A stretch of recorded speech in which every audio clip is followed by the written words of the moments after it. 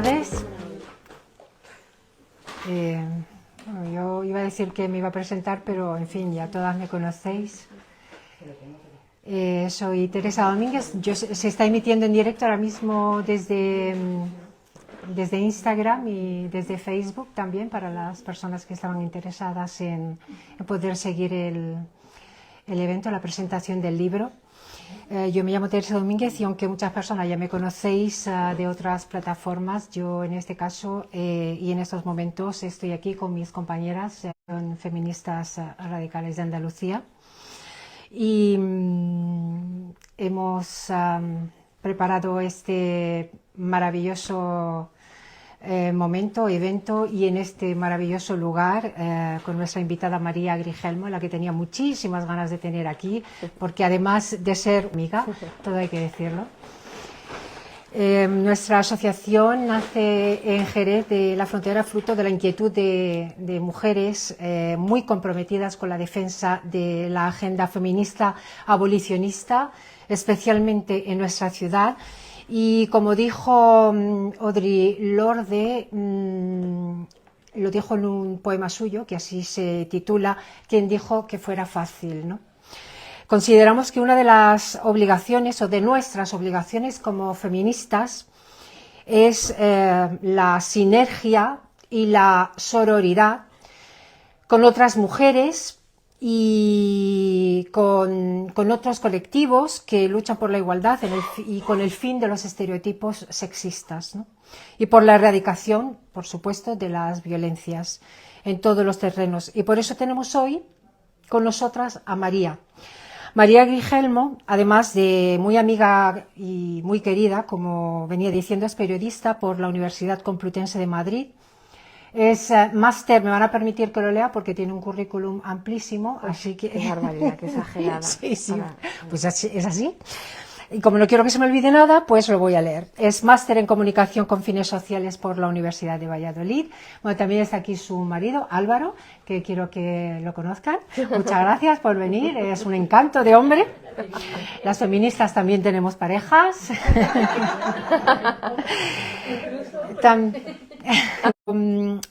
Cursó un certificado de dinamización comunitaria y ha sido la cofundadora e impulsora de la Asociación de Periodistas Feministas de Castilla y León. Casi toda su carrera profesional ha tenido responsabilidades de comunicación corporativa, desarrollando la mayor parte de su trabajo en CaixaBank, en el área de dirección de comunicación territorial en Valladolid y también en Bilbao. Como ella misma dice, un crisol de desigualdades estructurales donde las mujeres no hemos podido opinar ni mucho menos decidir. En 2018, María colaboró muy intensamente en los actos del 8M, participando en el movimiento que seguramente ustedes hayan oído, Las Periodistas Paramos.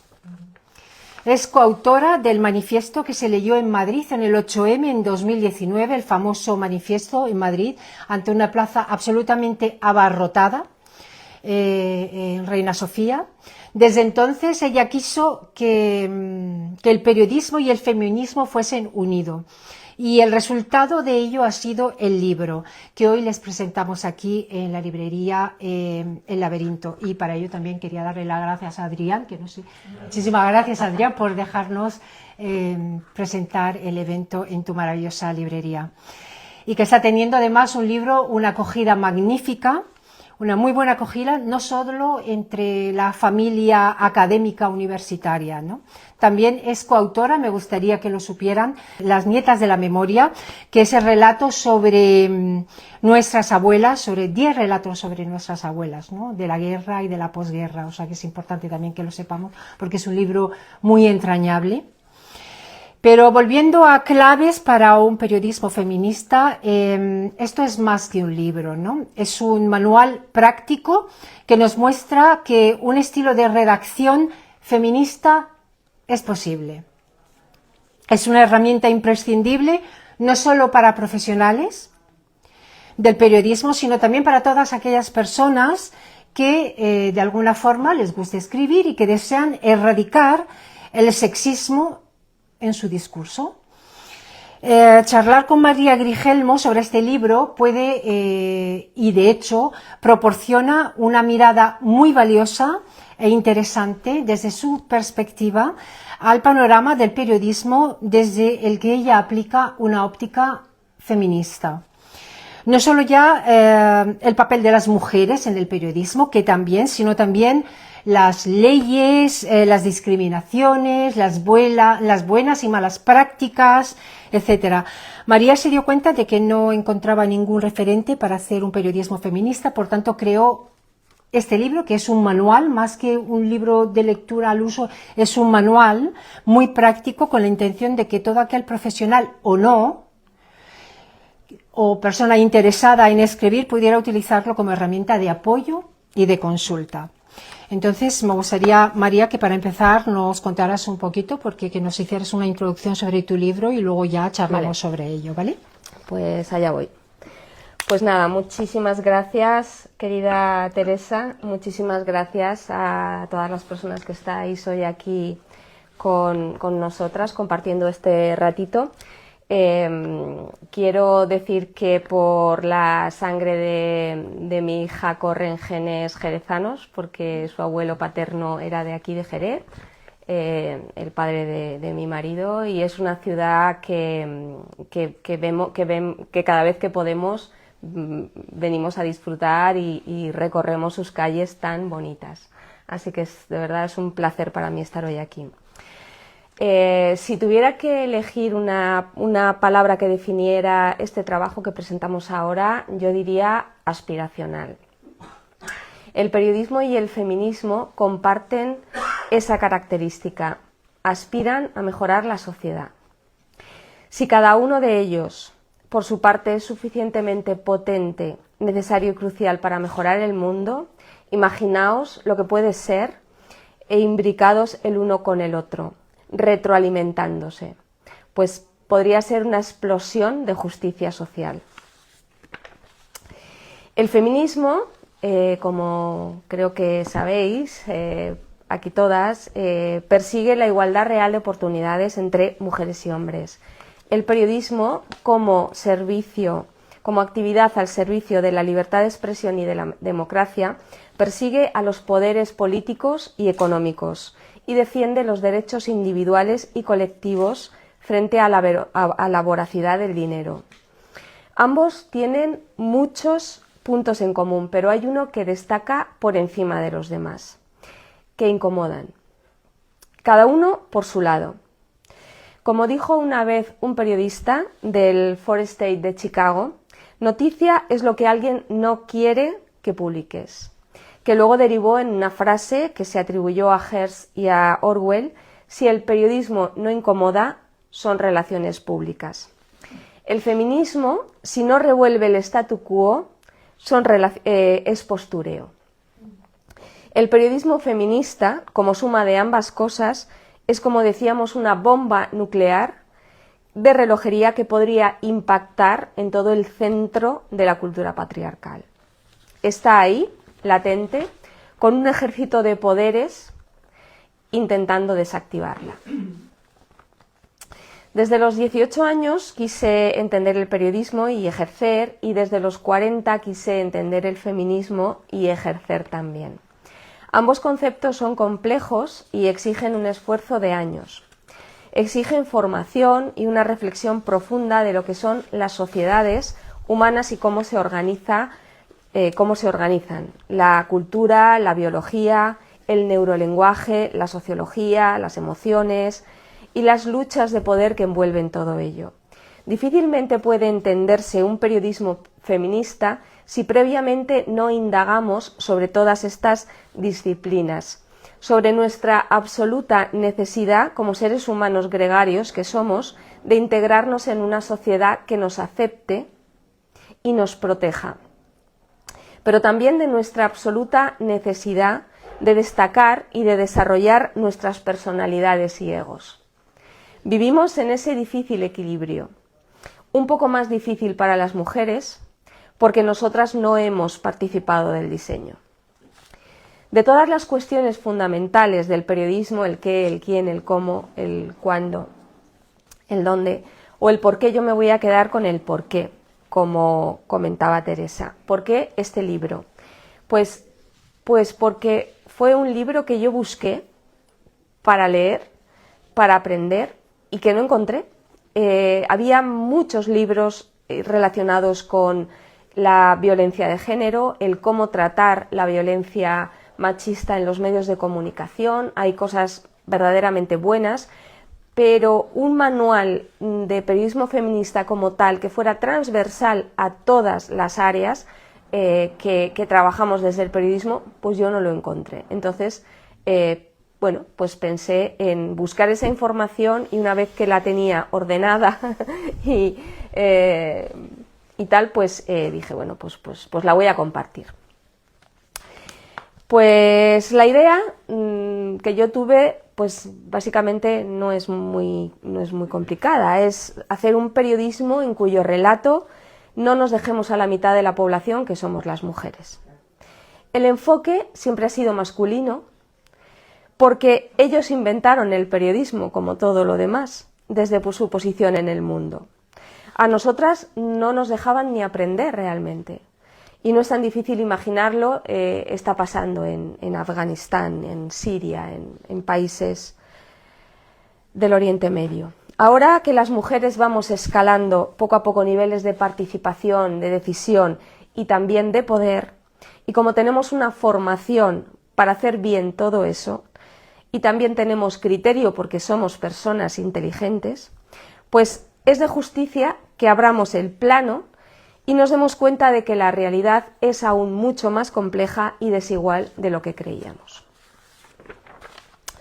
El esfuerzo de este libro es dar herramientas para ayudar a abrir el plano, para decodificar lo que se ve, pero sobre todo lo que no se ve, para hacer noticias donde nos hagamos más preguntas antes de sentarnos a escribir.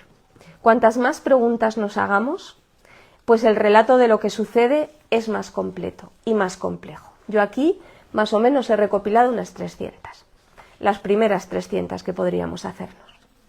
Si consultamos brevemente el índice, veremos que son decenas las leyes en vigor que nos animan a todo esto, pero que el análisis de la realidad nos dice que de momento es papel mojado. Las leyes no se están cumpliendo. Si solamente se cumplieran todas las leyes que tenemos escritas y promulgadas, os aseguro que el avance social sería muy importante. Para quienes no saben casi nada de feminismo, intento explicar de modo sencillo por qué, sin esta teoría política y social, el periodismo actual se queda cojo. Y ello no se puede explicar sin entender cómo se forman las culturas y el peso que tienen en nuestra educación. Y cómo necesitamos el lenguaje para articular y construirlas. Y cómo ese lenguaje, a la vez que nos construye como ciudadanos, también nos constriñe. Nos va quitando la libertad. A través de una cosa que llamamos estereotipos, prejuicios, tópicos, invisibles como el cáncer, y que cuando dan la cara a veces es demasiado tarde y ya estamos en un pozo donde ya no vemos nada. El lenguaje no es neutro. En un ejemplo que recojo en el libro aparecen estos titulares. Ladillo. El ladillo es un pequeño título que hay dentro de un texto informativo. Ladillo. Macron luchó por una Europa de los hombres. Esto lo publicó El País en 2019. Otro titular. Un total de 4.000 personas han sido detenidas por violencia de género. Esto lo publicó Europa Press en 2019. Aquí ya hay algunas personas que saben algunas mujeres que saben por dónde van los tiros. En el primer caso, la palabra hombres debería haberse sustituido por personas, ¿no? En el segundo caso, la palabra personas debería haber sido sustituida por hombres. Y en estas decisiones hay machismo. Me voy a permitir leeros un trocito del capítulo que está dedicado a los estereotipos. El correo de transmisión de los estereotipos y prejuicios hay que buscarlos en las palabras, en las expresiones y en las imágenes de todo tipo de producción cultural o coloquial, en la realidad y en la ficción, desde los cuentos a las películas. Todo es educación en género, desde que nacemos. En un artículo escrito en El País se destacaba que entre las palabras que más se usan para describir a las mujeres están hermosa, encantadora, preciosa, artículos periodísticos, sexy, soltera, fértil o exquisita. Para ellos, los adjetivos más frecuentes eran justo, pacífico, racional, honorable, brutal o valiente. Otro ejemplo son las expresiones hechas. Mujer tenías que ser. Detrás de un gran hombre siempre hay una gran mujer. No seas nenaza. Los niños no lloran. Pareces un chicazo. No seas histérica. Pareces un marica. Eres un campeón. Eres una princesa. Corres como una niña. Niño, cuida de tu madre. Protege a tu hermana. Los hombres no. Las mujeres no. Los hombres son. Las mujeres son. Todas ellas, como veis, repletas de estereotipos que discriminan, que nos discriminan y van marcando lo que mujeres y hombres debemos ser. Lo más granado del machismo aparece en los refranes. ¿En qué se parece la mula y la mujer?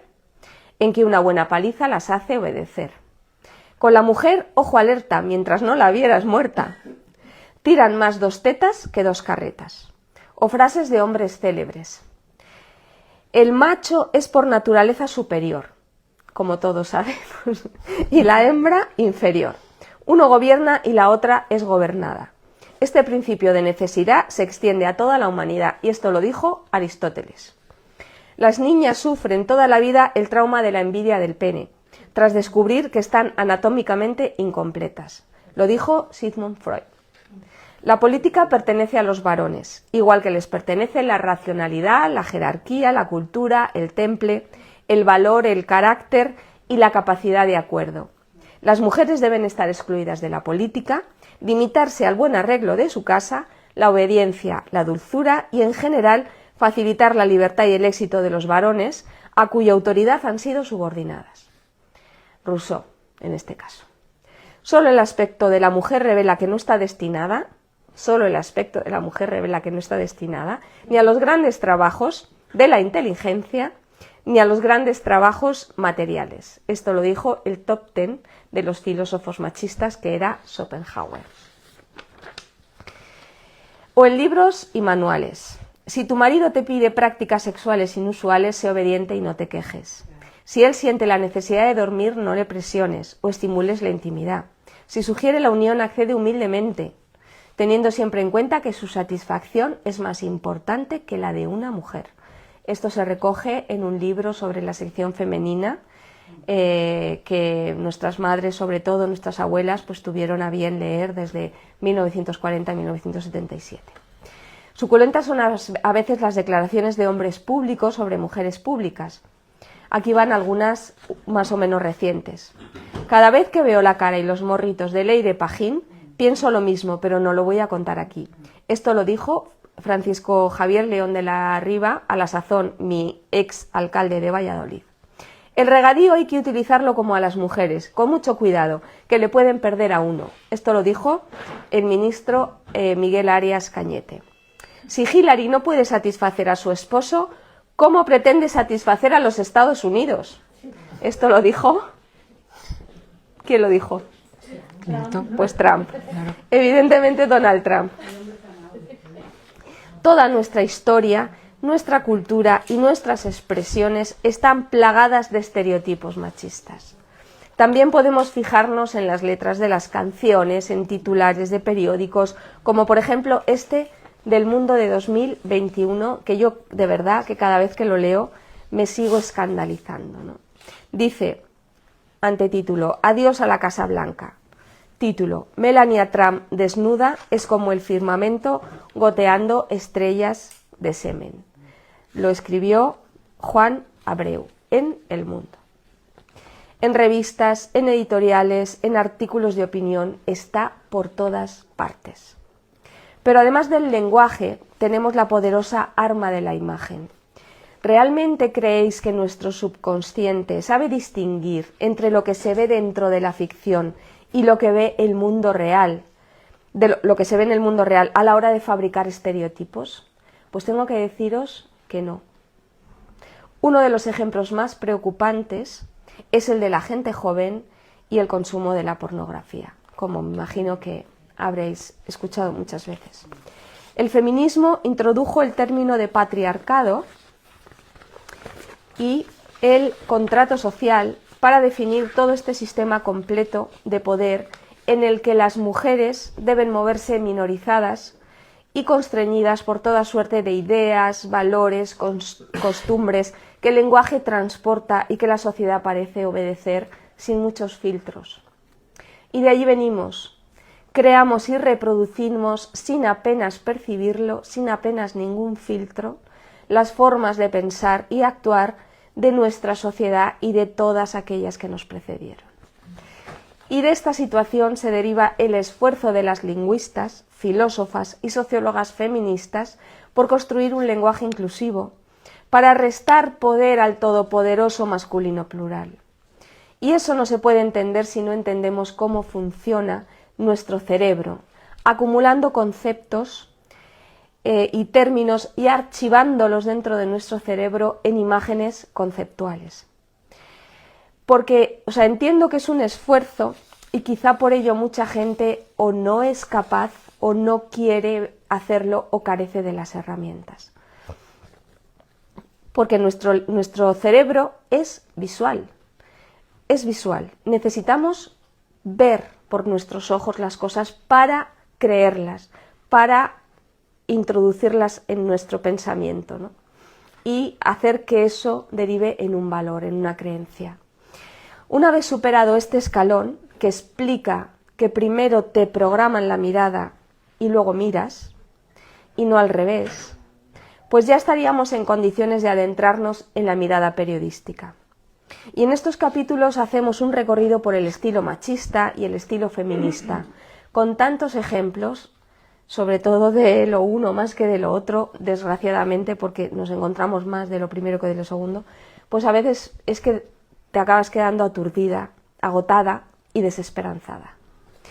También nos detenemos en la situación actual de las mujeres periodistas y sus particulares brechas salariales y techos de cristal, y en la situación de las mujeres como sujeto de las noticias. Somos el 51 más del 51% de la población mundial, pero no aparecemos como protagonistas en más allá del 26% de las noticias. En empatizar con periodistas o futuros periodistas o lectores, lectoras que quieran adentrarse en estas páginas de la manera más rápida. Por ello, cada capítulo es como una sección de un periódico. Internacional, nacional, sociedad, cultura. Cada sección más o menos establecida en los medios de comunicación se van diseccionando los avanzar.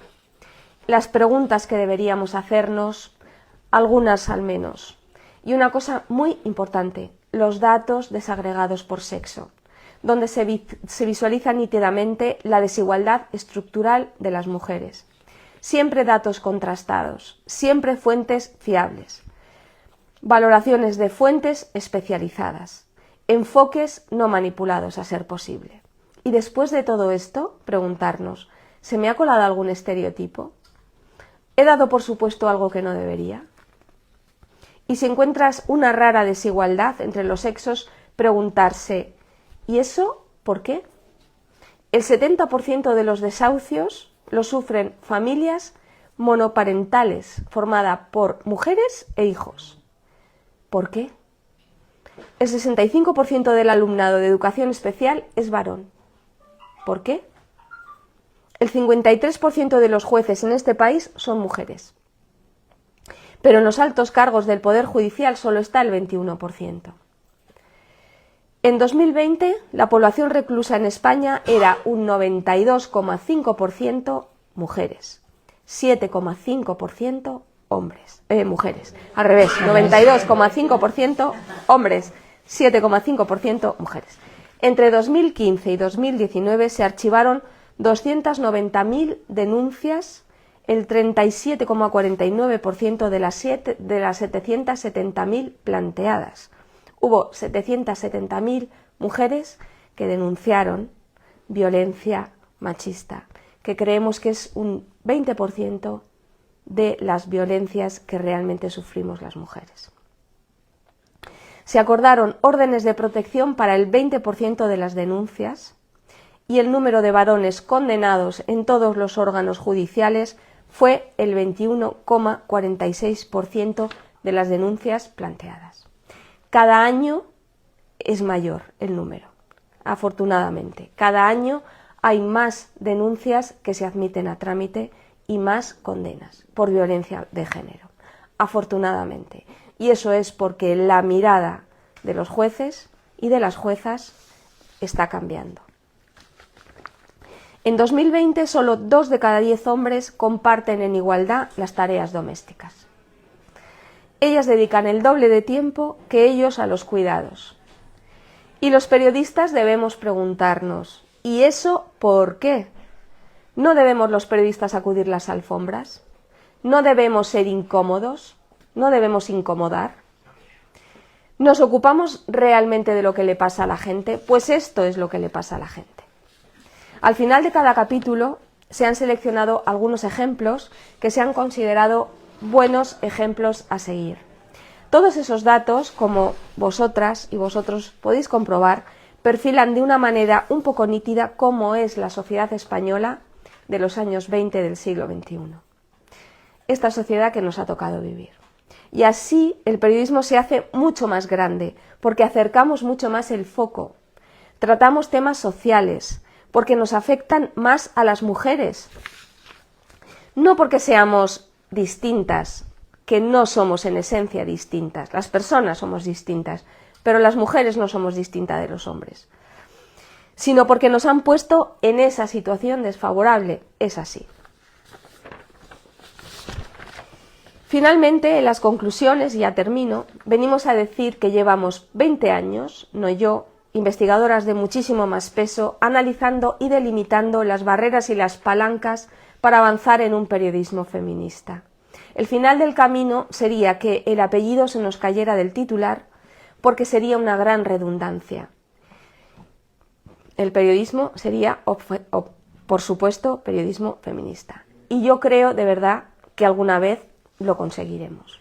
Nos costará mucho, porque vamos un pasito para adelante, 2 para atrás, pero bueno, de vez en cuando damos 2 para adelante y 1 para atrás.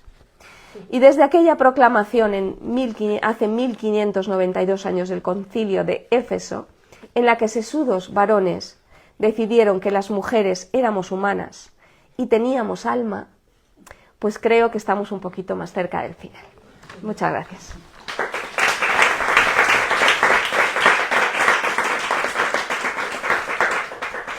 Y ya está.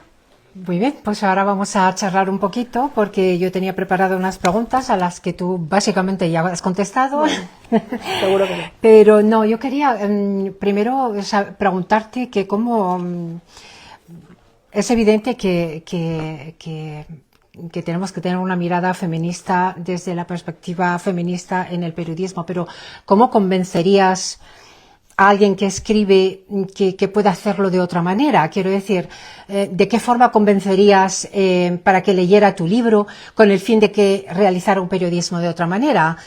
Buena pregunta. Sí, sí, por eso. Yo te diría, leyendo el libro, pero sí, claro, primero tienes que convencer que se lo compren, ¿no? Y que o imaginemos leerlo. que está en todas las bibliotecas, que está a mano, es un recurso que puede estar en las bibliotecas, pero ¿cómo convencemos con el nivel de machismo que existe a nivel general? ¿Cómo convencemos de que es necesario, que es una herramienta necesaria para no solo el periodista, sino para cualquier profesional que se dedique a este tipo de... Realmente yo a nivel personal lo tengo bastante difícil y bastante crudo. Me costaría pues muchísimo, pero si no sé, las leyes, o sea, los gobiernos que ya tienen leyes que son instrumentos, realmente las quisieran poner en marcha, si los colegios introdujeran educación en la igualdad, si los profesores se formaran en igualdad y dieran esa educación a los niños, si los niños cuando son adultos estudian en la universidad y hay periodismo feminista y hay profesores que sean capaces de ayudarles a reflexionar, pues probablemente la mirada, esa mirada que hemos dicho que nos educan, pues estaría educada un poquito de otra manera, de una manera más igualitaria, más feminista. Y esos periodistas, esos futuros periodistas, cuando se tuvieran que enfrentar a contar un hecho, un sucedido, y tuvieran que reproducirlo, contarlo, elegir un enfoque, elegir un titular, elegir unas palabras, un texto, unas imágenes, y tuvieran esa mirada feminista, pues evidentemente podrían hacerlo. Pero todo eso tiene que pasar primero.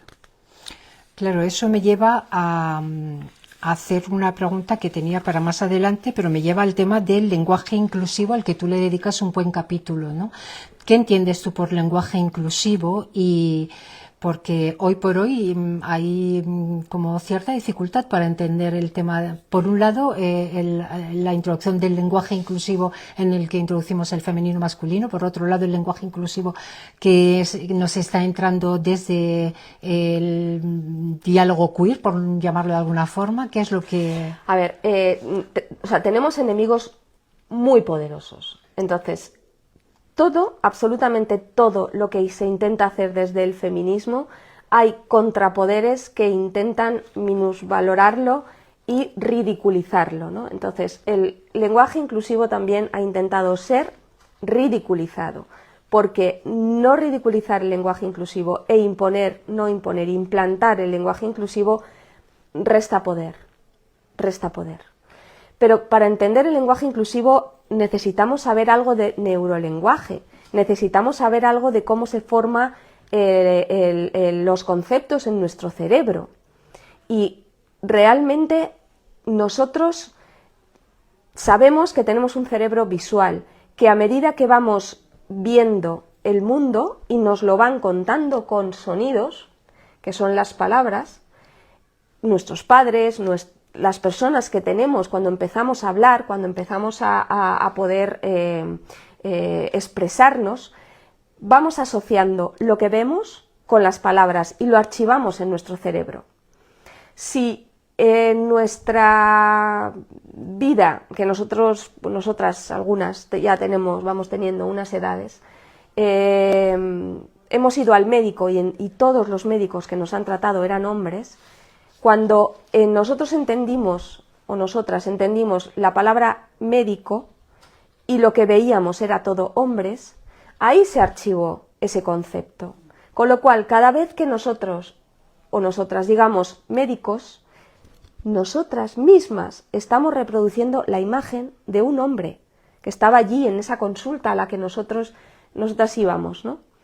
Para poder ver en la palabra médicos a médicas, lo tenemos que nombrar. Es la única manera de que salgamos del estereotipo y podamos ver mujeres en las palabras. O sea, realmente te lo tienen que explicar, porque es que es así. Si nosotras decimos médicas y médicos, realmente en los cerebros, en todos los cerebros, aparecen mujeres y aparecen hombres. Y hasta que no haya una plena inclusión de hombres y de mujeres, igual ahora mismo, si le decimos a un niño, quizá,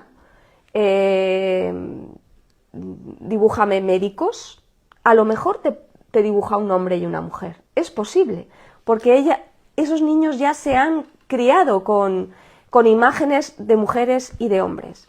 Pero nuestra sociedad todavía es muy machista, o sea, hemos recorrido mucho, pero nos queda mucho por recorrer. Y en esos cerebros donde nos han inculcado esa cultura machista, lo que necesitamos es palabras donde no nos lleve por definición al masculino plural. Si decimos la ciudadanía, es un concepto más difícil para nuestro cerebro. No vemos hombres, no lo vemos, ya es una cosa un poco más difícil, ya tenemos que acudir a otras imágenes mentales. Unas imágenes mentales donde ya ahí el hombre se difumina y donde ya vemos mucha gente, ¿no? Por lo tanto, si podemos decir en vez de ciudadanos, ciudadanía, hagámoslo, porque la imagen mental será mucho más plural. Y básicamente por eso es el esfuerzo de intentar construir un lenguaje inclusivo. Han cambiado mucho las cosas desde aquel Nosotras Paramos. ¿Nos puedes contar un poco el origen del manifiesto de las comunicadoras del 8M y el movimiento que dio origen allí en 2019? ¿Por qué? ¿Cómo surge todo aquello? Realmente el manifiesto surge en 2018.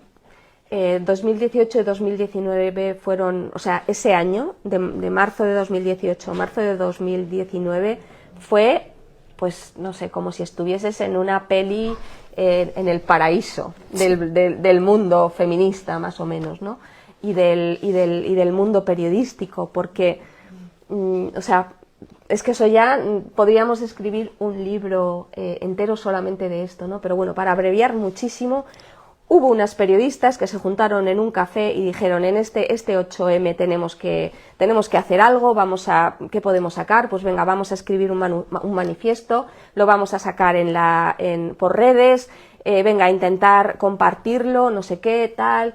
Estas periodistas todas trabajaban en medios nacionales, en Madrid.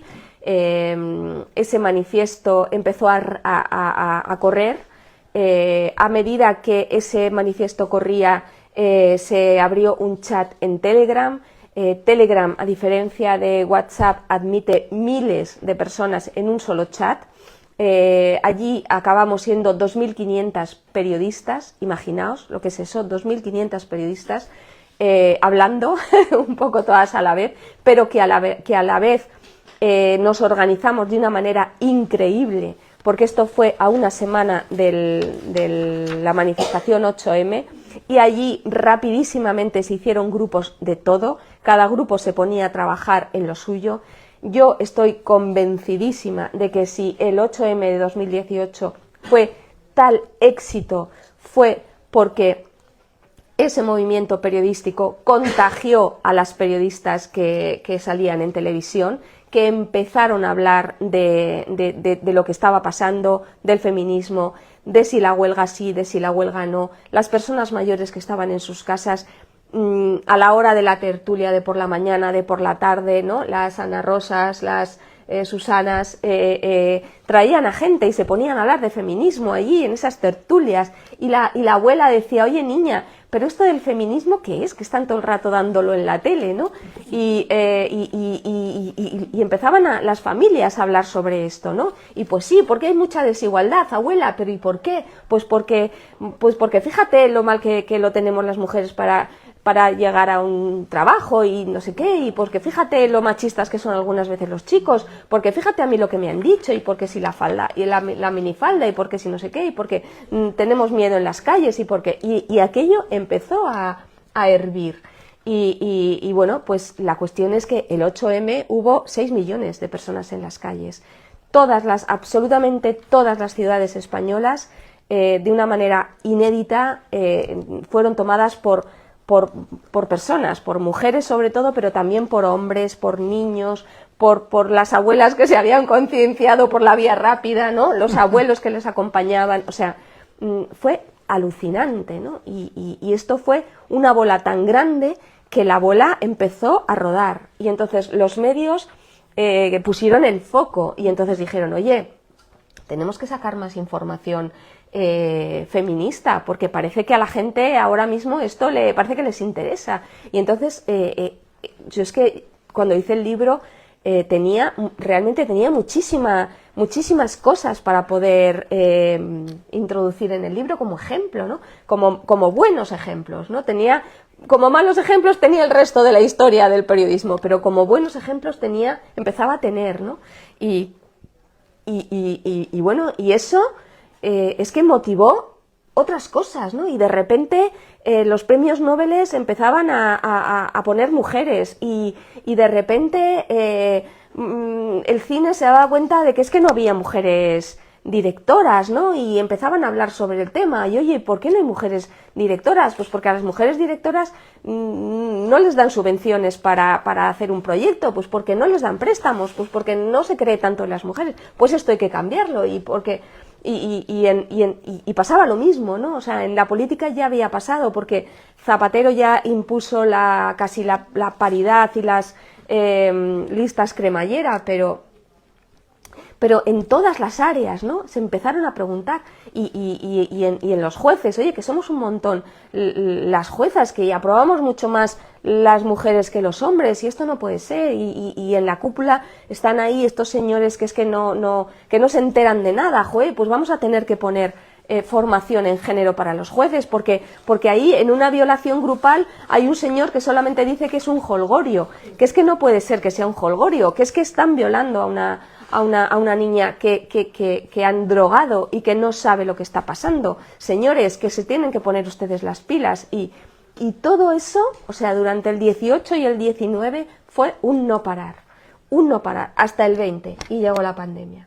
Y allí se paró todo, porque tuvimos que meternos todos dentro de casa, y se paró la actividad, pero también se paró la actividad feminista. Sí.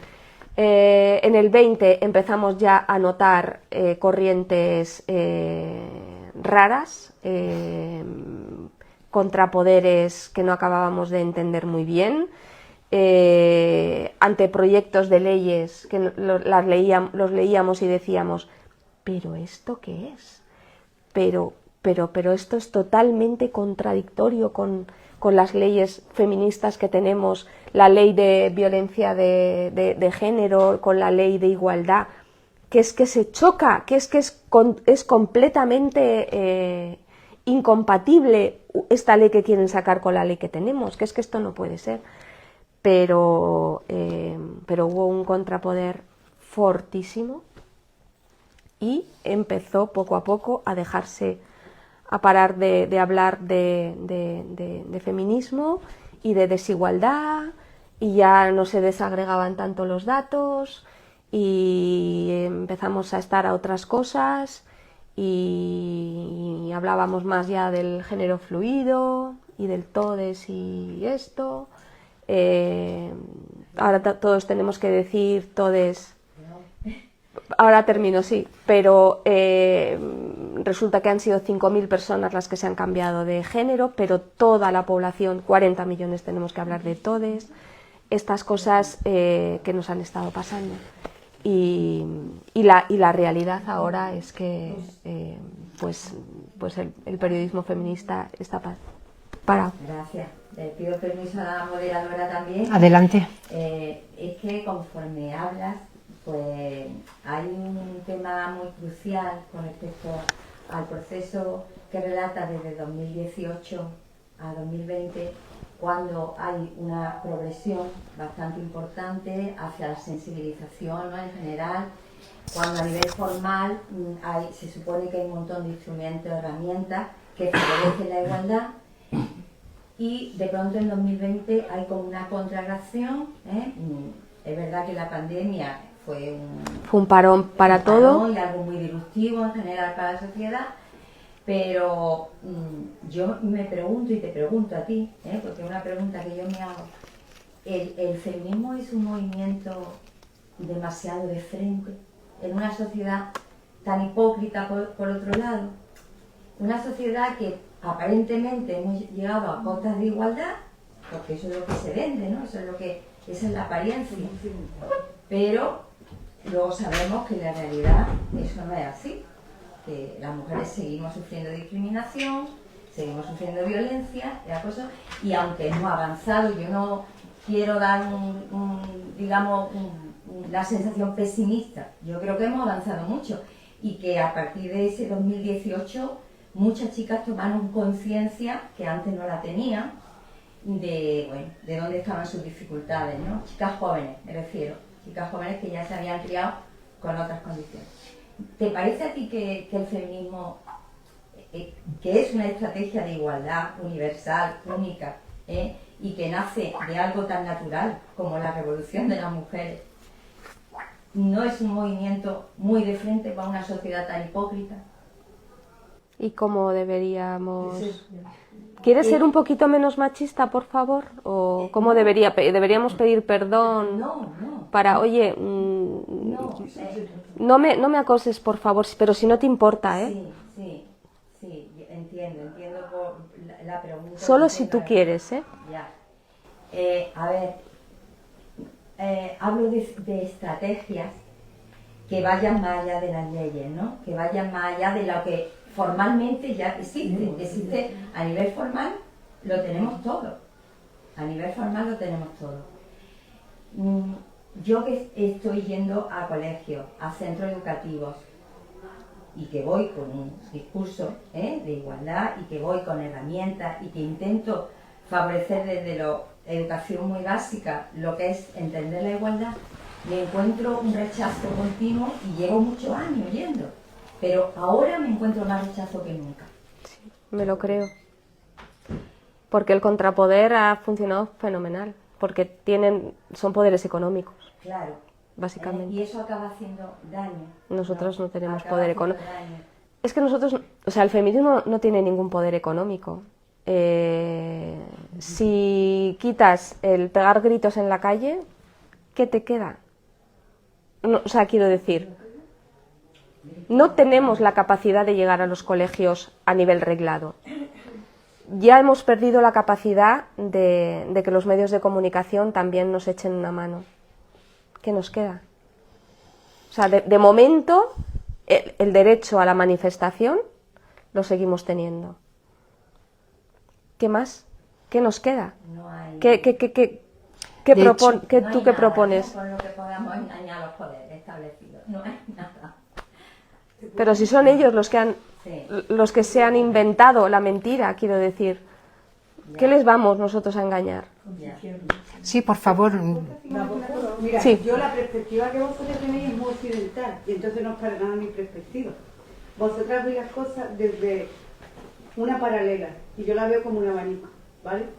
Yo creo que el empobrecimiento de esto, por ejemplo, las indígenas en Norteamérica, en Sudamérica, todo el continente no era del hombre zanahoria, era de los indios, ¿vale?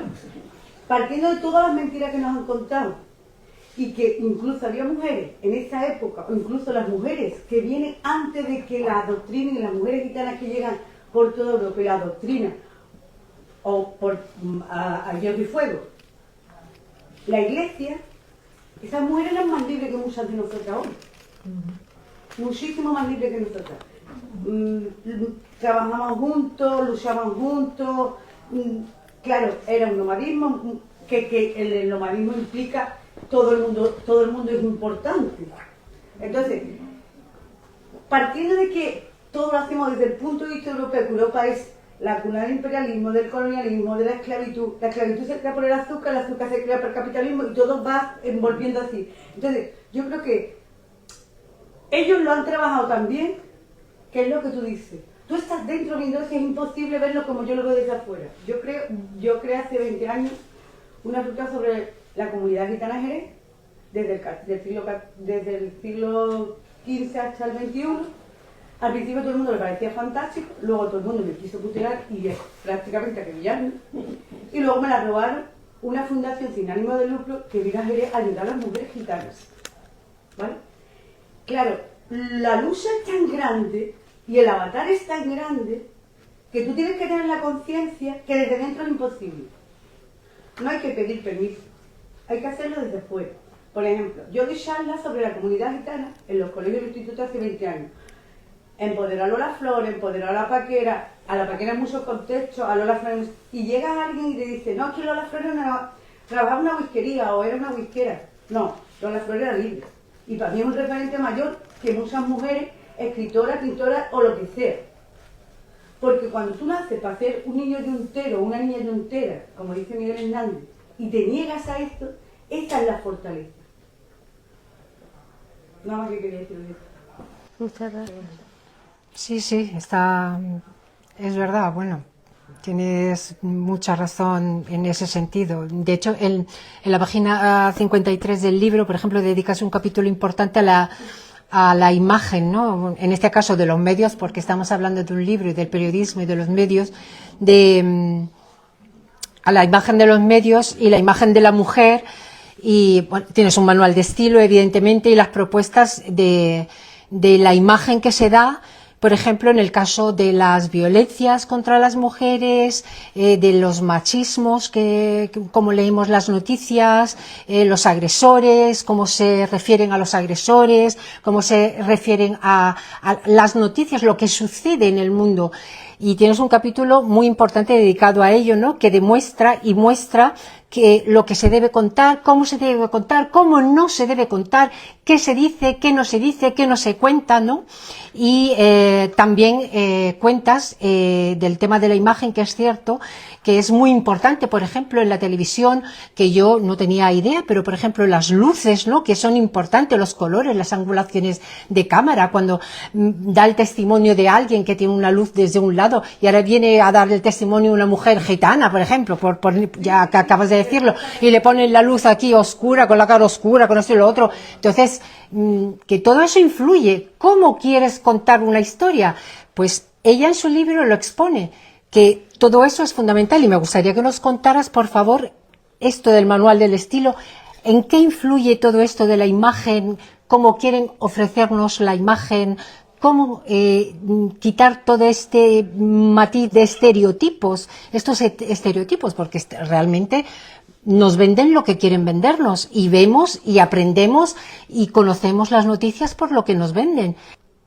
Sí, bueno, pongo esos ejemplos. Tampoco ni yo soy una especialista ni experta en imagen, o sea, no lo soy, pero sí Pones el foco. Quise recoger un poco algunos ejemplos de de qué manera te pueden manipular con una imagen, simplemente con el enfoque, con si la imagen es picada o es contrapicada, si la luz es directa o es indirecta. Si hay dos personas, quién sale en primer plano, quién sale en segundo plano. O sea, te están todo el rato manipulando para que tú ya sepas quién es el importante dentro de la escena, quién es menos importante, a quién le tienes que dar autoridad, quién te tiene que caer bien, quién te tiene que caer mal. Absolutamente todo te lo va diciendo solamente una imagen audiovisual. En este caso me estoy refiriendo, ¿no? a una imagen audiovisual, pero es que también las imágenes fijas te pueden transmitir muchísima información. De hecho, cuando los periodistas estudiamos la manipulación, pues te cuentan un ejemplo, ¿no? Que a lo mejor tú has redactado un texto, una pieza informativa, por ejemplo, para un telediario, ¿no? Y cuentas realmente lo que fue, y lo cuentas, ¿no? Pasó esto y luego lo otro. Pero luego puedes acompañar a ese texto de unas imágenes que no están corroborando el texto que tú estás diciendo. De tal manera que quien ve esas imágenes y escucha esa información se va a quedar con el 90% de la información de la imagen, con el 10% del texto. Con lo cual, al final, tú has sido, vamos, súper rigurosa con el texto, y sin embargo la información que se lleva a esa persona es completamente contradictoria. O sea, es decir, la capacidad de manipulación de nuestro cerebro, porque somos, insisto, somos muy fáciles. O sea, se nos engaña muy fácilmente porque somos visuales, pero realmente lo importante, o sea, el consciente es el que todo el rato tiene que estar diciéndole al inconsciente: no te dejes engañar, no te dejes engañar, que te están diciendo que, pero no, o sea, pásalo al consciente, reflexiónalo, ¿no? Sácalo y reflexiónalo y da tu opinión crítica, ¿no? Y fundamentada. No te dejes llevar, porque es que es muy fácil nuestro cerebro el verse manipulado, porque toda la información va a toda velocidad, y sin embargo el consciente es mucho más lento, ¿no? Que el inconsciente. En el concepto de que un montón de gente que tiene dinero y quiere algo, por ejemplo en este caso el wolframio, llega, pero claro, hay que leer mucho, hay que contrastar, hay que hablar con libertad, hay que hablar. Yo primero me leí todo lo que hablaba malamente de los gitanos, después todo lo que hablaba bien, y entre medio yo saqué cosas, pues igual hice con las mujeres. Entonces, estamos acostumbrados que nos diga a la evidencia adquirida, que es una cosa que a mí me cabrea mucho. Yo, gracias a Dios, nunca he sido educadora de esa manera. Mi padre era un machista que tenía 6 hijas y la crió libre de pensamiento. Entonces eso es algo que para yo procesarte y decírtelo es así, pero me costó años. Sí, sí. Es que es un poco esto, ¿no? O sea, nos educan la mirada. Educar la mirada significa que te dicen cómo tienes que ver las cosas. Te dicen, voy a poner un ejemplo muy extremo, pero te dicen que a un negro le tienes que tener miedo porque te puede pasar algo. O sea, en plan, como un ejemplo muy extremado, ¿no? Creces así. O sea, si no te hubieran dirigido la mirada, probablemente una persona negra o una persona blanca a ti te daría exactamente igual, porque no tienes referencias, ¿no? Si todos nos educáramos en igualdad. Pero a ti ya te están diciendo que cuidado, el gitano, el negro, el moro, el no sé qué, ¿no? Es una manipulación. Si tenéis Sí, preguntas, podéis... Yo quería preguntarte, en 2018 con la manifestación del 8M, ¿en qué medio estabas trabajando? Yo en el 2018, en ese momento, yo no estaba trabajando en ningún medio de comunicación. Estaba... ¿Cuándo me prejubilé yo? Yo tenía una excedencia en mi trabajo. Yo trabajaba en la Caixa y en ese momento tenía una excedencia porque porque hice el máster. Pero claro, como tenía más tiempo, pues fue por lo que yo pude montar la Asociación de Periodistas Feministas, y a través de ahí me pusieron en contacto con las periodistas de Madrid o sea, al final fue una serie de casualidades. Era por saber si había alguna reticencia cuando tú dijiste, pues yo ese día no trabajo, ¿sabes? Que a mí, por ejemplo, Hubo. Bueno, tú entonces trabajando, bueno, no trabajabas. No, en ese momento yo estaba de excedencia. Vale, Sí. vale. Sí, sí. ¿Y tú dónde trabajabas? Para tus compañeras. Yo trabajaba entonces en La Voz del Sur. ¿Y hiciste la...? Hice la huelga, pero me costó. ¿Te costó? Me costó los comentarios. Ah, los comentarios. Es que hubo gente que le costó el trabajo. Hubo gente que la despidieron porque en el chat pues se comentaba, ¿no? Pues yo lo voy a hacer, pues yo no lo puedo hacer, pues a mí si lo hago me echan, pues yo lo voy a hacer, pues a Menganita lo ha hecho y la han echado.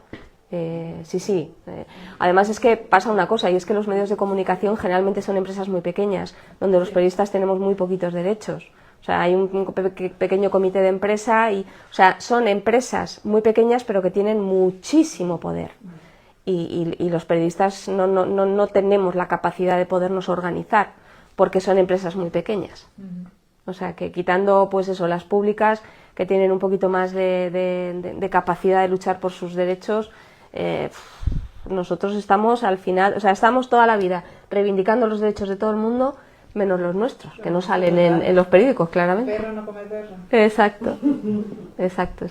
Sonia, querías preguntar, ¿verdad? Sí, yo quería comentar que con la revolución de 2018 de las periodistas Paramos, creo que también tuvo mucho que ver que veníamos del caso de la manada, de la sentencia. Por supuesto. Y creo, por lo que decía la compañera, que es que la violencia sexual creo que puede ser lo que más nos puede crispar, lo que más terror nos puede dar a todas las mujeres y lo que nos une a todas las mujeres, es que es algo...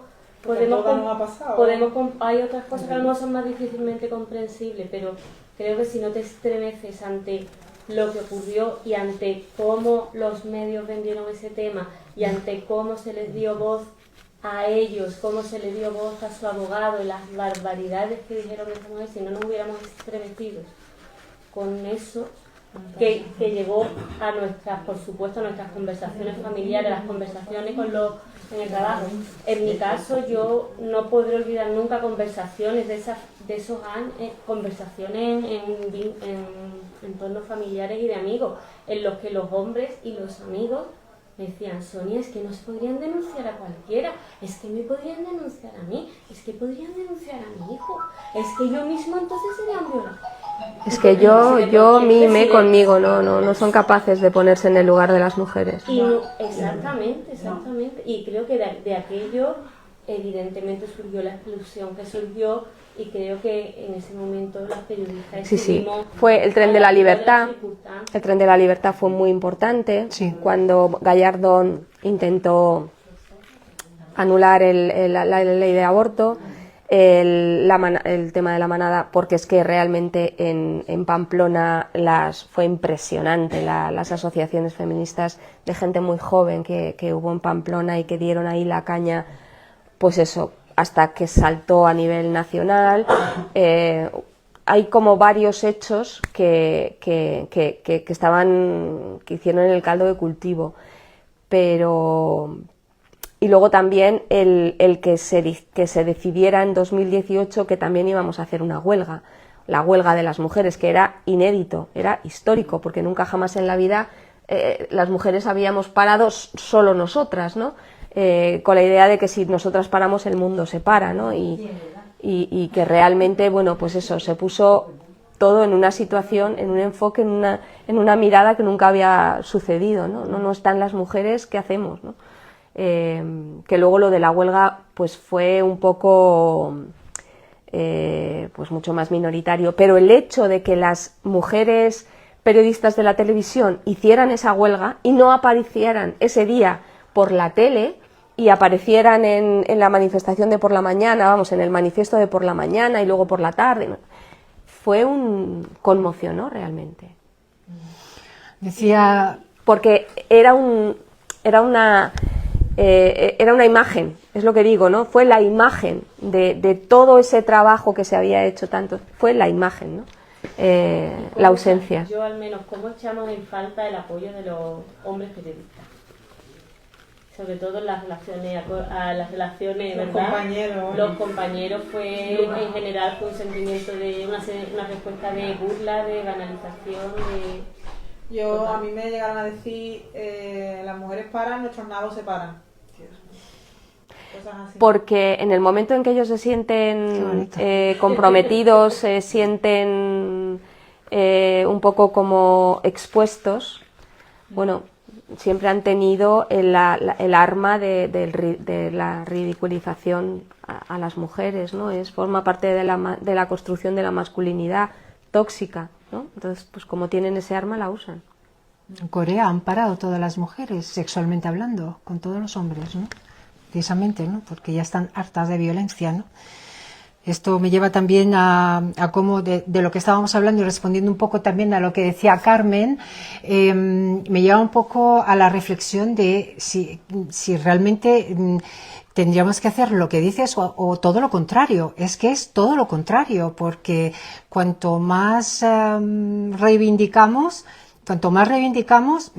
parece que más se exacerba el machismo, ¿no? Entonces, esto me lleva también que tú en el capítulo 7, por ejemplo, con una frase de Juana Gallego de 2002, que por cierto, Juana Gallego, yo creo que ¿dónde está Oli? Aquí, ¿no? Creo que le ha pasado algo hoy a Juana Gallego. ¿Qué le ha pasado? Que le han cancelado en la radio de Euskadi la entrevista que tenía. En Radio Para Euskadi. la campaña a las europeas, sí. Sí, pues la han cancelado, o sea, esa es la... Bueno, le han echado de su propio máster. Sí, o sea, esas son las cosas que esa nos pasan. es la igualdad que tenemos y la libertad que tenemos. Bueno, pues eso es lo que le ha ocurrido hoy. Pues lo que venía diciendo era que con una frase de Juana Gallego de 2002, que es exactamente coincidente con una frase que ya decía la magistrada Luca Vilés, que referente a la justicia, que Juana Gallego se refería al periodismo, es que el periodismo, Juana Gallego se refiere a los medios de comunicación que tienen género y es masculino. Luca Vilés lo dice de la justicia. La justicia tiene género y es masculino. Sí, sí. Y por desgracia es así. Entonces no podemos ir con medias tintas las mujeres. Por mucha igualdad que tengamos legal, porque hemos alcanzado una igualdad legal, pero la igualdad real, no. No, porque la mirada sigue siendo... La mirada sigue siendo machista. Entonces, Sí. hasta que eso no se les meta en la cabeza... Sé bien cuando he hecho esa reflexión, yo de formación soy psicóloga, entonces sí que he visto que cuando alguien se cierra de frente, por mucho que tú entres en un proceso de elaboración, de conciencia, de experiencia, pues encuentra eso un muro, ¿no? Y que ahí se avanza poco. Entonces yo creo que es que hay que delimitar. Una cosa es el movimiento feminista, que no debe tener complejos y que es una ideología clara a favor de la igualdad, que no sé si es el futuro de la igualdad, os lo digo de verdad, porque yo después de tantos años que soy activista, en parte profesional, porque me pagan por ello, y en parte personal, porque intento ser lo más coherente posible con la igualdad, pues a veces me pregunto que hasta que realmente no se impliquen los hombres, que aquí también lo comentaban las compañeras, y se construya Por supuesto. desde eso, desde dos personas Totalmente. que se han construido de forma diferente y tienen que llegar a vivir en una igualdad, pues ahí estará el futuro. Total. Por eso entiendo que el feminismo es una estrategia clara hacia la igualdad, porque es que si no se parte de la realidad de cómo se vive la desigualdad, no podemos construir tampoco la igualdad. Hay que ir al fondo de las cosas y hay que ir desde pequeñitos. Es que es la única manera de desactivar todos los estereotipos que se van aprendiendo a lo largo de los años, ¿no? De aprendizaje. Pero ¿por qué se asustan tanto los hombres? ¿Por qué Pues, se asustan tanto? porque No sería la pregunta del por qué, porque a eso no tiene respuesta. No, ya, tienen privilegio. Pero es que aparte, los hombres que toman conciencia y apoyan a las mujeres, hay procesos de transición que lo pasan muy mal también. Yo eso creo que tiene algo que ver con la teoría de grupos. Creo que los hombres se saben que pertenecen a su grupo de hombres y salirse de ese grupo es tremendamente duro porque se saben protegidos. Nosotras no tenemos grupo. A nosotras nos educan en la individualidad, no nos educan en apoyarnos, pero ellos sí, y lo tienen. Salirse de ahí es muy duro, cuando tienes un reconocimiento y tal y que cual, y así, y se construyen, bueno, pues con esa cultura masculina, ¿no? De lo que un hombre se supone que tiene que hacer y de lo que no tiene que hacer. Hay hombres que se salen, que lo ven claro, que no necesitan ese apoyo tan fuerte del grupo y bueno, y empiezan a decir otras cosas, ¿no? Pero yo lo entiendo por ahí. Es muy duro salirse del grupo. Hace mucho frío fuera. Yo veo que muchas veces para que los hombres tomen conciencia tienen que hablarle otros hombres, porque educacionalmente a nosotras como que... Educacionalmente se les educa para que no nos den el respeto y la autoridad de partida. Luego te la puedes ganar a nivel individual, pero de partida. Y sí, es verdad. O sea, es verdad. Es mucho más efectivo que un hombre le diga a otro hombre algo para que se le cambien los cables que tú ahí que estés teorizando. Y sí, es así. Mira, me quiero decir una cosa. Por ejemplo, ella se llama feminista radical o no sé qué, ¿vale? Esto crea una ampolla brutal. Pero luego están hombres por la igualdad, no sé qué, que llevan un montón de tiempo, ¿vale? Y esto es como, qué hombres más guay, qué suerte tenemos, ¿vale? Claro. Esto es como la política, la economía, desde el siglo XV, un grupo de gente con el mismo apellido, con las mismas condiciones, con la misma historia, lo controla todo. Entonces, si no se llaman las cosas por su nombre, tú nunca avanzas. Claro. Entonces, yo no voy a decir, me gustaría salir, o yo, por ejemplo, la primera vez que me enfrenté a mi padre. Porque mi abuelo le dijo que yo no podía ver fútbol y tenía, con 4 años, obliga a mi madre a leer, a enseñarme a leer. Con 5 yo ya leía. Entonces, con 8 años, todavía a mi abuelo. Y entonces mi abuelo le dijo a mi padre, la niña no puede estar yendo al fútbol, y tampoco los toros. Y yo lo miré y le dije, ¿a dónde está escrito eso? Porque yo todavía no lo leí. Mi padre empezó a reírse y mi abuelo se cabreó muchísimo. Entonces, Yo no voy a pedir disculpas por ser como soy. Yo no voy a pedir disculpas por ser mujer, por ser gitana, por ser andaluza, por ser gaditana, por nacer en este acento. Esta es mi condición. Y todas las debilidades que yo tenga las voy a intentar convertir en una fortaleza, sin avasallarte. Por ejemplo, yo he dado charlas en la Menéndez Pelayo, ¿vale? El primer día que llegué, el tipo me miró de arriba abajo y me dijo, ¿cuánto mides? Esa fue la pregunta. Verá, porque ¿Y cuánto ganas? ¿No? Era un amigo decía, lo primero que pregunto es ¿cuánto pesas y cuánto ganas? Ese año, cuando en Nusconi habían deportado 200.000 gitanos en un Hasta año. luego. Sí. ¿Vale? Y él me decía, no, tú vienes aquí invitada, te vamos a pagar, y ¿te ha gustado el hotel? Y yo, me ha encantado el hotel. ¿Te ha gustado el socio que te queda recoger? Me ha encantado el socio, ¿vale? Todo era maravilloso. Pero tú vienes aquí para hablar desde lo positivo. Mis 25 minutos, que yo era la penúltima, se acabó, se acercó y me dijo, de una forma muy paternal, ¿vale? Mira, tienes 15 minutos, es que nos hemos pillado el tiempo. Digo, no te preocupes. Digo, tú me vas a pagar, ¿no? Sí. El sofe guapo este me va a llevar, ¿no? Nadie me va a salir del hotel, ¿no? Y el tipo me miraba como diciendo, ¿qué me quieres decir? ¿Vale? Y entonces, cuando llegó el momento, me pidió el trabajo, no se lo entregué, y le dije, señora, me llamo Isma, soy mujer, soy gitana, vengo de Jerez de la Frontera y uno es tan libre como lo que tenga en su bolsillo. Muchas gracias. La Universidad Menéndez Pelayo me ha encantado. Yo llevaba desde pequeña viendo los cursos de verano de la Universidad Menéndez Pelayo. Para mí era una referencia. Primero, como éramos mujeres gitanas, nos pusieron todas abajo. Abajo. Un poquito menos metal en el sótano. Pues todas las gitanas contentísimas. Y tenían 2 o 3 carreras, y tenían máster y no sé qué. Y yo tengo 100 administrativos sin terminar. Pero leí mucho. Sí. Y he tenido la suerte de que las mujeres de mi familia sabían leer y escribir desde la bisabuela. ¿Qué hacían? Cuando venían en la feria de Granada, la bisabuela se metía para adentro y la abuela hacía como que sabía leer y escribir y no sabía. Bueno, Entonces, todo esto... Irma, vamos a acabar porque... Pues sí, vamos a terminar ya. Yo me gustaría que hicieras simplemente cómo ves el futuro, cómo el futuro... Divino, ¿lo veo? ¿Cómo es el futuro? ¿Hay tendencias de cambio? ¿Crees que el tema de los estereotipos, el tema del periodismo feminista, se empieza a notar algo? ¿Ves que el periodismo ha cambiado? Sí, que hay mujeres feministas que escriben, eso se nota, pero ¿notas algún cambio? Bueno. ¿Qué versión quieres? No, la corta. Sí, todo va fenomenal. En fin, nace como una herramienta útil el libro, es una gran herramienta, muy útil. Creo que es importante que esté al acceso de cualquier estudiante, de todo el mundo, evidentemente, porque además es muy práctico, es muy cómodo, es muy útil y es muy entretenido, porque te pone muchísimos ejemplos. Hay una serie de test que no hemos podido ver, pero que ya lo haremos en el podcast, en el que te hacen preguntas y la verdad que te hace pensar muchísimo, ¿no?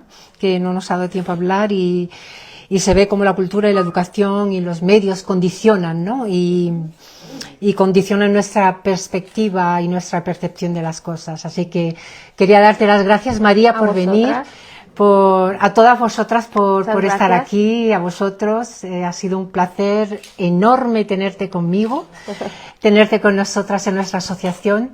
Y cuando quieras, ya sabes que esta es tu casa. Sí. Estoy encantada de que hayan venido todas y que hayáis participado. Y ahora, si queréis que os firme el libro, nos hacemos una fotito, por favor. Por favor. Me encantaría. Muchas gracias.